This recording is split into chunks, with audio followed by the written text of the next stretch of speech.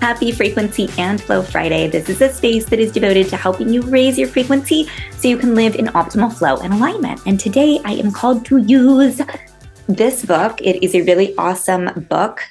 Can you zoom in there? It's called The Creative Act by Rick Rubin. Shout out to Holland of Novel Neighbor. She owns an awesome bookstore there. You can check it out, Novel Neighbor. They also have an audio, like Audible, but it's connected to small local bookshops, which I really love. That is Libro, so you can check that out.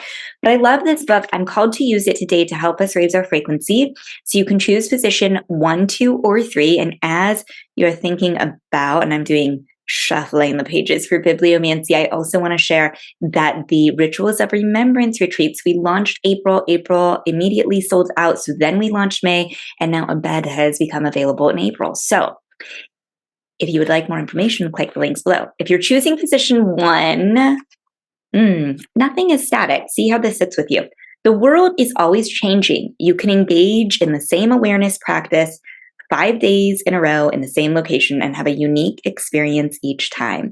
So I believe that this is very helpful to raise our frequency because especially if you're here, I want to say, and you're choosing position 1, if you are sensitive, the way that you engage with a person, a place, a thing, a situation can be ever changing. And I think, they can be changing because of our frequency. And so if something doesn't feel good, trust your sensitivity. But if something speaks to you in one way, try again, see if it speaks to you in another way. But if you're choosing this position, I also want to say to put yourself in different places of the land and see what feels good to you.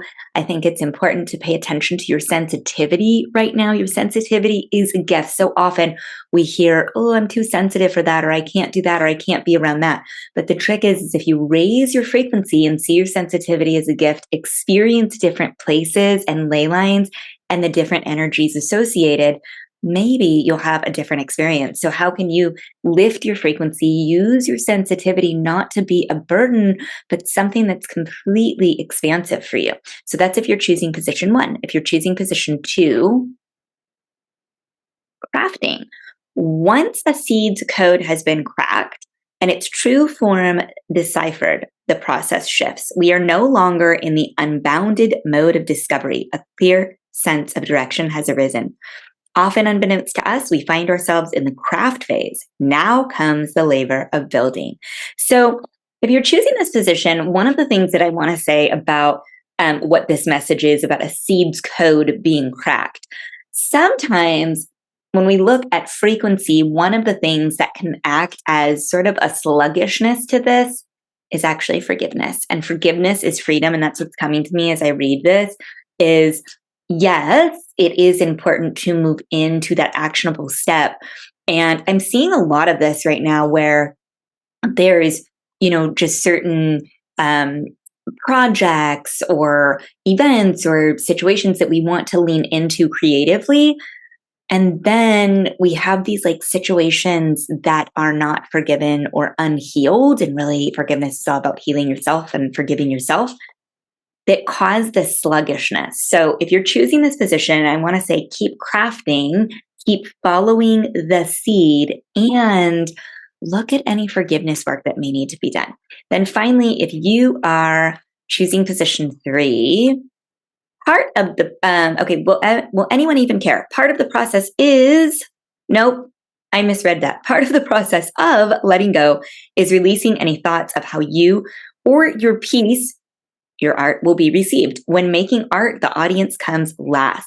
Let's not consider how a piece will be received or our release strategy until the work is finished. And we love it. Let me read that one more time. Part of the process of letting go is releasing any thoughts of how you or your piece will be received. When making art, the audience comes last. That's important. Let's not consider how a piece will be received or our release strategy until the work is finished. And we love it. So this is all about doing what you want to do for you, following your heart. I think expression in this position is really important. How are you expressing yourself? And if you're not, you can raise your frequency by expressing and crafting, whether that's speaking or drawing or painting or art or sewing or crocheting or whatever it is that you want to do. Maybe It doesn't even have to be crafty. I love Soul Collage by SarahAnn.com. That's always fun.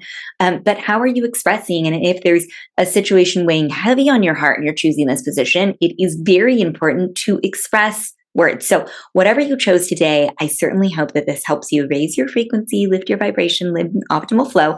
And if there's any work that you are called to do around ancestry, please check out Rituals of Remembrance. It's going to be a really awesome unfolding and retreat. I'm sending you so much love.